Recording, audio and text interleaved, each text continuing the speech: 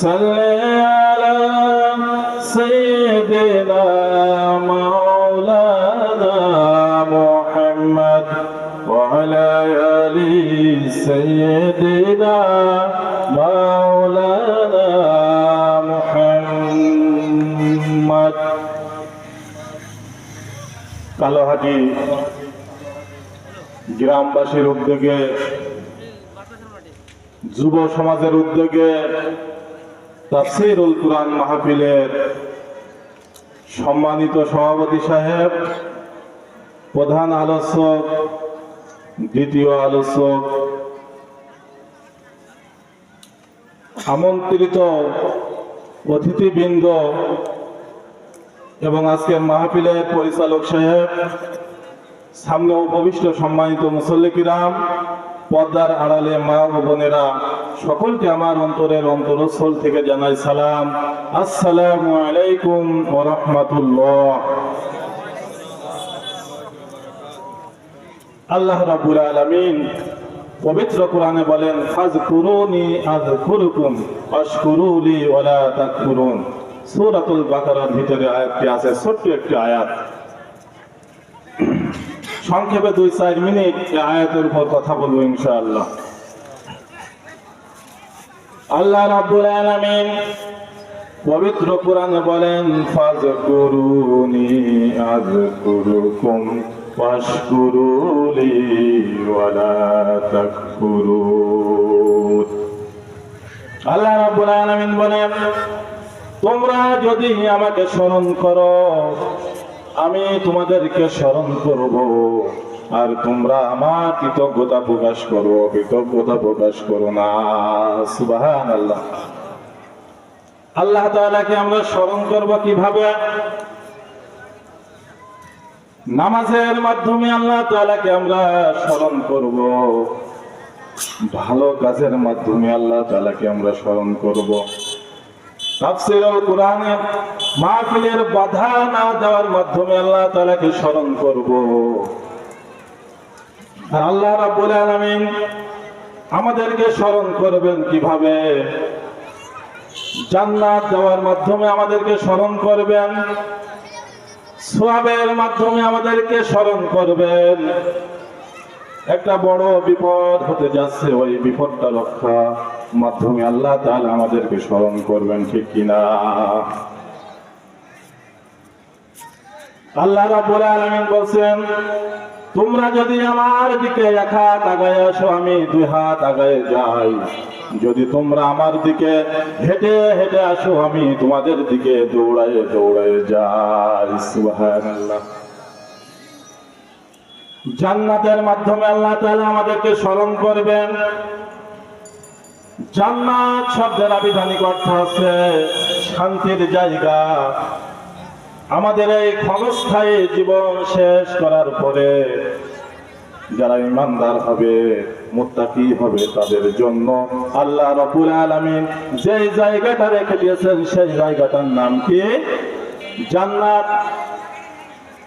সেই জায়গাটার নাম হচ্ছে জান্নাত। জান্নাতবাসীদের জন্য আল্লাহ তাআলা অনেক নাজ নিয়ামত রেখে দিয়েছেন।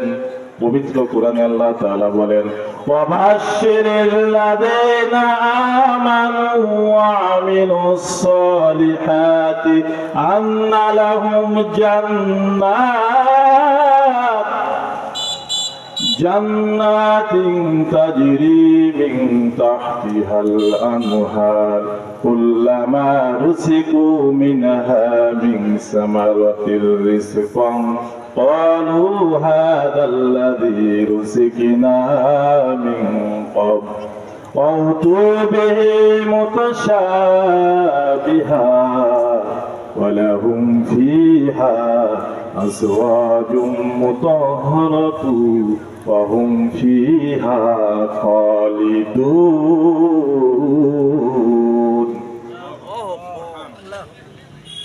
আল্লাহ রাব্বুল আলামিন বলেন, হে নবী, আপনি বলে দিন, যারা ঈমান আনবে এবং সৎ কাজ করবে, তাদের জন্য আপনি জান্নাতের সুসংবাদ দিয়ে দিন।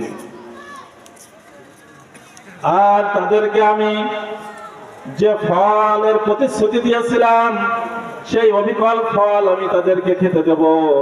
তাদের জন্য থাকবে পবিত্র সঙ্গিনী, আর তারা চিরকাল জান্নাতের ভিতরে থাকবে, চিরকাল জান্নাতের ভিতরে থাকবে।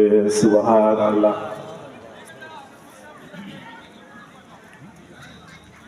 হাদিস শরীফে আসছে, হযরত জাবির রাদিয়াল্লাহু তাআলা থেকে বর্ণিত, তিনি বলেন রাসূল সাল্লাল্লাহু আলাইহি সাল্লাম বলেছেন, জান্নাতবাসীরা পর্যাপ্ত পরিমাণ খাবার খাবে, পানি খাবে, কিন্তু তাদের কোনো পেশাব পায়খানা হবে না, নাক ঝাড়ার কোনো প্রয়োজন হবে না, থুতু ফেলার কোনো প্রয়োজন হবে না। সাহাবীরা বলেন, ইয়া রাসূলুল্লাহ, ইয়া হাবিবাল্লাহ, তাহলে তাদের পেটের কি অবস্থা হবে? রাসূল বললেন, পেটের কোনো সমস্যা হবে না, একটা ঢেকুর দেবে, ঢেকুরের মাধ্যমে সব বের হয়ে যাবে। সুবহানাল্লাহ।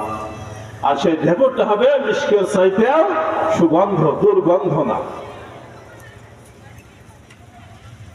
যারা জান্নাতবাসী হবে, হাদিস শরীফে আসছে, যুবক হয়ে জান্নাতে প্রবেশ করবে, বয়স হবে 30 থেকে 40 বছর, এরকম বয়স হবে।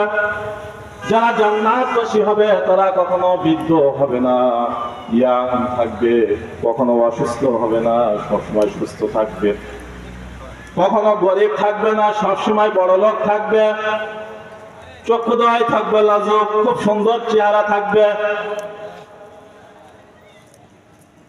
জান্নাতের ভিতরে আল্লাহ রাব্বুল আলামিন বিভিন্ন নাজ নিয়ামত দিয়ে দিয়েছেন।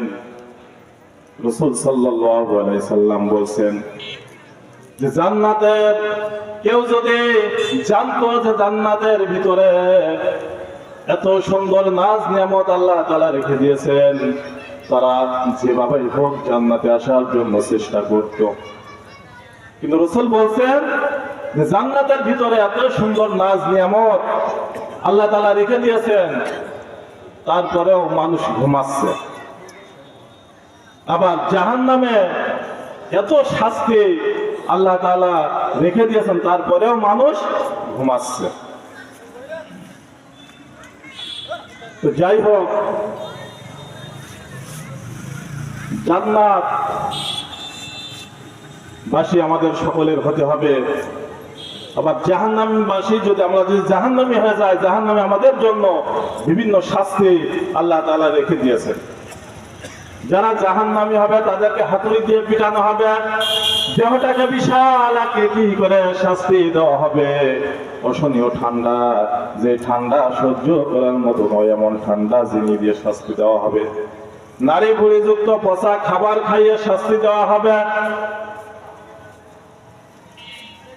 এজন্য হাদিস শরীফে আসছে, রাসূল সাল্লাল্লাহু আলাইহি সাল্লাম বলেন যে আল্লাহ রাব্বুল আলামিন যখন জান্নাত তৈরি করলেন, জান্নাত তৈরি করে জিবরাইল আলাইহিস সালামকে বললেন, যাও যে জান্নাতটা দেখে আসো। জিবরাইল আলাইহিস সালাম পরিদর্শন করলেন জান্নাত, পরিদর্শন করে বললেন, যারা জান্নাতের এই নাজ নিয়ামতের কথা জানবে তারা যত কষ্টই হোক জান্নাতে আসার জন্য চেষ্টা করবে। আবার যখন জাহান্নাম তৈরি করলেন, জাহান্নাম তৈরি করার পরে বললেন, যাও জাহান্নামটা দেখে আসো। জাহান্নামটা বিভিন্ন শাস্তি দিয়ে আল্লাহ রাব্বুল আলামিন লিপিবদ্ধ করে রেখেছেন। জিবরাইল আলাইহিস সালাম বললেন, যারা জাহান্নামের এই শাস্তির কথা উপলব্ধি করবে তারা যত কষ্টই হোক জাহান্নাম থেকে বাঁচার জন্য চেষ্টা করবে। তো যাই হোক, আল্লাহ রাব্বুল আলামিন বলেন, ফাযকুরুনি আযকুরকুম ওয়াশকুরুলি ওয়ালা তাকফুরুন। তোমরা আমাকে স্মরণ করো, আমি তোমাদেরকে স্মরণ করব, আর তোমরা আমার কৃতজ্ঞতা প্রকাশ করো, কৃতজ্ঞতা প্রকাশ করো না। আল্লাহ তাআলার কৃতজ্ঞতা সর্ব অবস্থায় আমাদের করতে হবে, আল্লাহ তাআলার প্রশংসা আমাদের সর্ব অবস্থায় করতে হবে। আল্লাহ বলছেন যে তোমরা আমার সৃষ্টি নিয়ে গবেষণা করো না, আমাকে নিয়ে তোমরা গবেষণা করো, তাহলে তোমরা আমাকে পেয়ে যাবে। লাকাদ খালাকনাল ইনসানা ফি আহসানি তাকওয়িম। আল্লাহ তাআলা বলছেন, আমি মানুষকে সুন্দর অবকাঠামো দ্বারা সৃষ্টি করেছি। সুন্দরভাবে তৈরি করেছি, যেখানে চোখ দেওয়া দরকার সেখানে চোখ দিয়েছি, যেখানে নাক দেওয়ার দরকার সেখানে নাক দিয়েছি। চোখের জায়গায় যদি নাক হতো তাহলে কেমন হতো? তো আল্লাহ তাআলা আমাদেরকে সুন্দরভাবে সৃষ্টি করেছেন। আল্লাহ তাআলার সৃষ্টি নিয়ে আমাদের গবেষণা করতে হবে। আল্লাহ তাআলার প্রশংসা আমাদের সব অবস্থায় করতে হবে। রাসূল সাল্লাল্লাহু আলাইহি সাল্লাম নামাজ আদায় করছেন, ওই সময় এক সাহাবী পিছন থেকে যখন রাসূল বললেন সামি আল্লাহু লিমান হামিদা, এক সাহাবী বললেন রব্বানা লাকাল হামদ হামদান কাসীরান তাইয়িবান মুবারাকান ফীহি। রাসূল নামাজ শেষ করে সাহাবীদেরকে উদ্দেশ্য করে বললেন, কে এই অতিরিক্ত শব্দগুলো বলেছো? সাহাবী ভয় পেয়ে গেলেন, ভাবলেন আমি কোনো ভুল করে ফেলেছি কিনা। সাহাবী ভয়ে ভয়ে উঠে দাঁড়ালেন, বলেন ইয়া রাসূলুল্লাহ ইয়া হাবিবাল্লাহ, এই শব্দগুলো আমি নিজ থেকে বলেছি। বলছে আমাকে কেউ শিখাই দেয়নি, আমি নিজ থেকে বলেছি। রাসূল বললেন তুমি যখন এই চারটি অতিরিক্ত শব্দ নামাজের ভিতরে বলছিলা, আমি দেখতে পেলাম 30,000 ফেরেশতা এই সওয়াব নিয়ে আল্লাহর কাছে দৌড়াচ্ছে, কে আগে এই সওয়াব পৌঁছাতে পারে। সুবহানাল্লাহ। এই যে আল্লাহ তাআলার প্রশংসা আমাদের সব অবস্থায় করতে হবে। পরের আয়াতে আল্লাহ তাআলা বলেন ইয়া আইয়ুহাল্লাযীনা আমানুস্তাঈনু বিস-সাবরি ওয়াস-সালাহ ইন্নাল্লাহা মা'আস-সাবিরিন। হে ঈমানদারগণ, তোমরা ধৈর্য ও নামাজের মাধ্যমে আমার কাছে সাহায্য প্রার্থনা করো, নিশ্চয় আল্লাহ তাআলা ধৈর্যশীলদের সাথে আছেন। ধৈর্য ও নামাজের মাধ্যমে কি আল্লাহর কাছে আমাদের সাহায্য চাইতে হবে।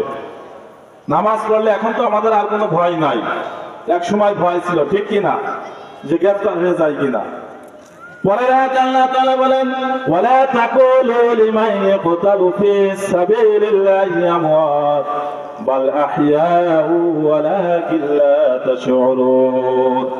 তোমরা বলো না যারা আল্লাহর রাস্তায় মৃত্যুবরণ করে তোমরা তাদেরকে মৃত বলো না, বরং তারা জীবিত, কিন্তু তোমরা তো উপলব্ধি করতে পারো না, বুঝতে পারো না। যারা আল্লাহর রাস্তায় শহীদ হয়ে যায় তারা স্থানান্তর হয়, এক জায়গা থেকে আরেক জায়গায় যায়। যাই হোক, যে তিনটি আয়াতের উপর আলোচনা করলাম, আল্লাহ রাব্বুল আলামিন আমাদের সকলকে আমল করা তৌফিক দান করুন। ওয়া আখিরু দাওয়ানা আলহামদুলিল্লাহি রাব্বিল আলামিন।